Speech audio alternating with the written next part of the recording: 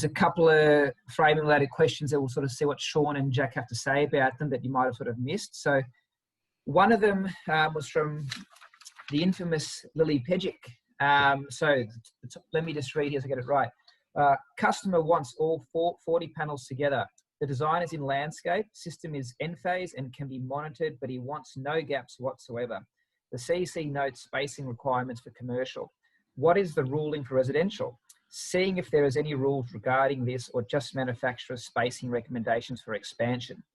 Now this post on Solar Cut is working together for the moment of us printing the data, like it had close to 2,000 views, which is sort of very, very significant. Okay. Do you, Sean or Jack, have sort of comments to go along with that? Yeah, so this is... Oh, you go, Sean. Sorry, mate. Just cut you off. That's good. I was just going to say, so I guess I have to presume that Lily, and I think it's Pejkic, not Pejkic, but I get it out. Yeah. It's not like either of us are ethnic or anything. I think, I presume she's talking about the thermal expansion issue. Yeah, so just to avoid tension between the rows, just for thermal expansion. Yeah. So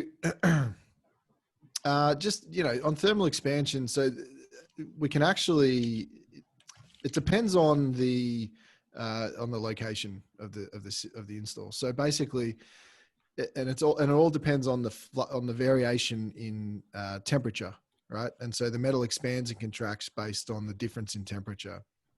And so in a place like Melbourne, you might have a more severe change or fluctuation in temperature than you would in the places further north, like Queensland and whatnot,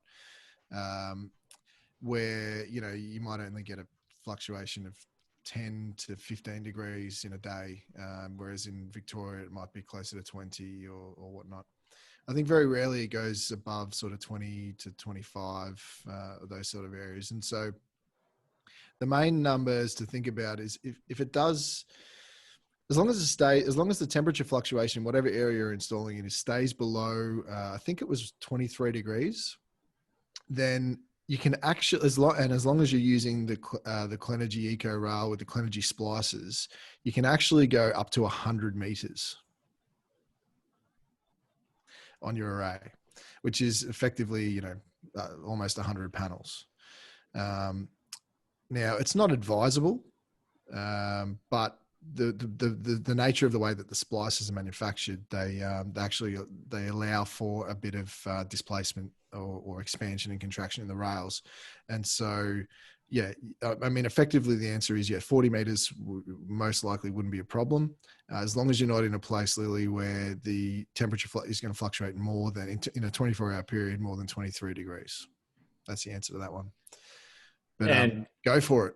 No, I just had something to cover that off. Yeah. Obviously, you have to refer to the manufacturer installation manual there on expansion gaps. So, breather gaps between rows. I know LG, I think they stipulate a 20 mil gap, I think, Costa, or it used to be. I think it might even be only a 6 mil gap now.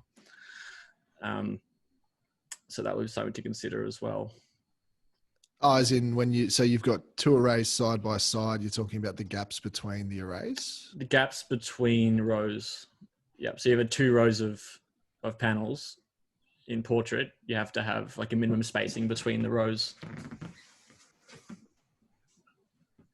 I'm not following you. Are you talking about shading now? No. So if you had 2 rows of 10 in portrait, mm-hmm. 1 row of 10, 1 row of 10, the gap between those 2 rows has to be a minimum of, say, 20 mil if it was LG. I'm not sure if that's what it is anymore, because I think they changed it in the last couple of years. Okay. But this is saying it's in landscape. Oh, yeah. That was a landscape one, wasn't it? Yeah. Yeah, interesting. Cool. But yeah, I think I'm pretty sure on our install guide, I don't think it says 100 meters. I'm pretty sure it goes up to about 30 from memory. But if you want to push those numbers, you can. That's the message today, basically. And obviously, you want to make sure you take into account future servicing of said array. if you need to get to like a panel right in the middle of that array, that could be problematic. But a lot of installers do account for that. And if the on residential though, like, is it much? Do people actually care about that stuff as much? The installers, you reckon? Especially not with Enphase, where with the module level monitoring remotely, you can probably pinpoint exactly which module is probably having an issue in the future, and you can be able to take the steps to access that panel directly.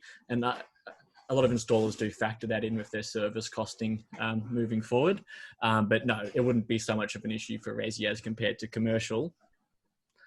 Obviously, you just have to take into account the racking manufacturing installer guide there, which is what Sean was sort of talking about before. But we all know that I love landscape and vertical rail, and to use as much roof as possible to maximize the PV and maximize the yield. And Enphase is a great kit, so no issues there as long as customers are aware. Sounds good. I will move on to the next discussion point. It's 10 mil. It's 10 mil, the breathing gap. I just read the Marcus Lambert comment in the thread. So I was wrong on my 2 attempts at answering that question. And Marcus would have pulled you up on it as well. So lucky you rectified it. Yeah.